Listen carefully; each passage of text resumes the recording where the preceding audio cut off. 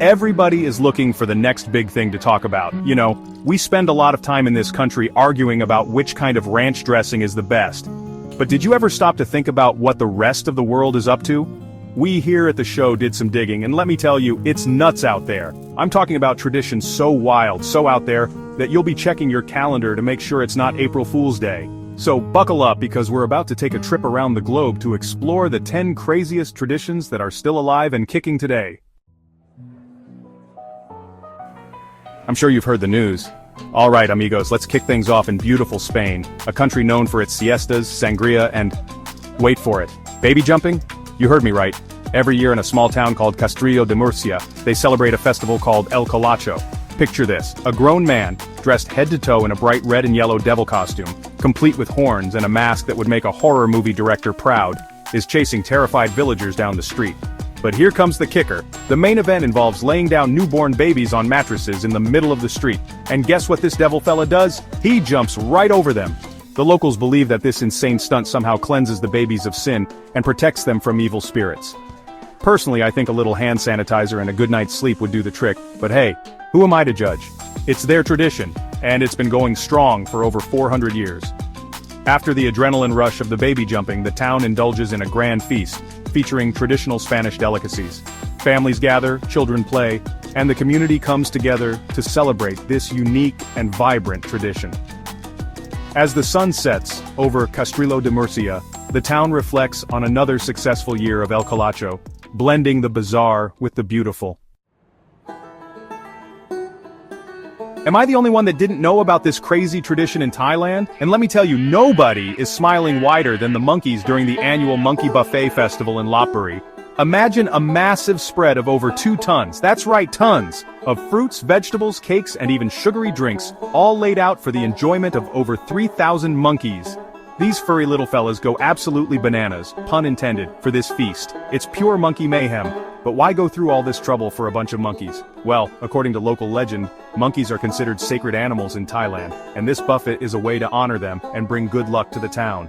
And hey, if offering a mountain of food to a bunch of monkeys keeps the bad juju away, then I say pile on the bananas. Just make sure you keep a safe distance. Those monkeys play rough when it comes to their snacks. I bet you didn't know about this unique tradition in India. Hold on to your stomachs, folks, because our next stop is India, where we're diving headfirst into the bizarre world of rolling over leftover food. Yep, you read that right. In certain parts of India, when someone gets sick, instead of reaching for a thermometer and a bowl of chicken soup, they head straight to the temple. Here's how it goes down. After a religious ceremony, leftover food, and I'm talking everything from rice and curry to sweets and snacks, is spread out on the floor. And then, people literally roll their bodies over this culinary mess. The folks who practice this tradition believe that the food absorbs their illnesses, and rolling over it transfers the sickness away. It's like a spiritual cleanse, but instead of essential oils and meditation, you've got leftover biryani and a whole lot of faith. I guess you could say it's a unique approach to healthcare. Are you ready to witness one of the most unusual traditions in Japan? Alright folks, let's take a trip to the land of the rising sun, where we're about to witness something that'll make your inner helicopter parent cringe. The Crying Baby Sumo Festival. Now, I'm a dad myself, and I know that a screaming baby can be a real test of patience. But in Japan, they've turned baby tears into a competitive sport. This unique festival is held annually, and it's a sight to behold. Imagine a bunch of hulking sumo wrestlers, those big guys in the diapers, the wrestlers, not the babies, holding tiny babies in their arms. These sumo wrestlers are on a mission to make those babies cry. They take their job very seriously. They'll bounce them, shake them, make scary faces, anything to get those waterworks going. It's all in good fun, of course. Why, you ask? Well, according to Japanese tradition, a crying baby is a healthy baby. The louder the cry, the better the baby's health and future prospects. So if you ever find yourself in Japan and hear a chorus of screaming babies, don't worry, it's just the Crying Baby Sumo Festival in full swing. It's a tradition that dates back centuries. And who knows, maybe those little screamers will grow up to be the next generation of sumo champions. It's a fascinating blend of culture, tradition, and a bit of humor. This is gonna blow your mind. Next stop on our whirlwind tour of weirdness is Denmark, the land of hygge, Legos, and cinnamon bombing? Yep, you heard me right. In Denmark, turning 25 is a big deal. No, not because you're a quarter of a century old, but because if you're single on your 25th birthday, get ready to be doused in cinnamon. It's a tradition that's been around for ages, and it basically involves your friends chasing you down on your birthday and showering you with copious amounts of ground cinnamon. Imagine walking down the street minding your own business, when suddenly you're engulfed in a cloud of cinnamon. It's like a scene straight out of a cartoon, but with a distinctly spicy aroma. According to Danish folklore, cinnamon is believed to attract a partner. So, I guess the idea is to make you smell so irresistible that you'll be swimming in potential suitors by the end of the day. I'm sure you've heard the news. Hold on to your hats, folks, because we're heading to Italy, the land of pasta, pizza, and a massive citrusy food fight. Yes, you heard that right. This isn't your typical Italian festival. That's right, in the picturesque town of Ivrea, they celebrate a tradition called the Battle of the Oranges. This vibrant event is unlike anything you've ever seen. Forget tomatoes, forget water balloons. In Ivrea, it's all about the oranges. Thousands of kilograms of oranges are hurled through the air in a spectacular display of citrus chaos. Every year, thousands of people gather in the town square to engage in a massive, organized citrus brawl. It's a sight to behold, with the entire town coming alive in a flurry of orange. Imagine a sea of people dressed in medieval costumes, hurling oranges at each other with reckless abandon. The costumes add a historical flair to the event, making it even more enchanting. The streets run orange with juice, the air is filled with the sweet and tangy scent of citrus, and the sound of laughter and friendly fire echoes through the air.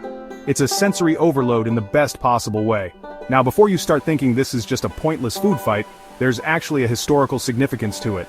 This festival is deeply rooted in the town's history and culture. The Battle of the Oranges commemorates a rebellion against a tyrannical ruler back in the 12th century. It's a celebration of freedom and resistance wrapped up in a fun and fruity package. So the next time you're peeling an orange, take a moment to appreciate the juicy history behind this unique Italian tradition. It's more than just a fruit, it's a symbol of a community's spirit and resilience. Stop doing regular spa days, do mud festivals instead.